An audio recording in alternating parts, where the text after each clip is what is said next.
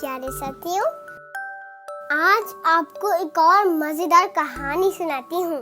कहानी का अनुमान है बोने और चिड़िया का बच्चा। साथियों, आज बाग में परिंदे बहुत शोर मचा रहे थे। कौवे बोले, तोते बोले, बत्तख बोली।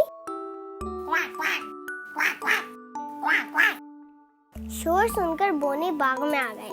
बोने ने पूछा, क्या हुआ? मुर्गी बोली, चिड़िया का बच्चा गिर गया यूं। बोनों ने सोचा, अब क्या करें? चलो एक दूसरे के ऊपर चढ़ते हैं।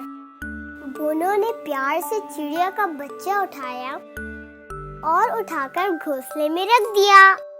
सारे परिंदे खुश हो गए।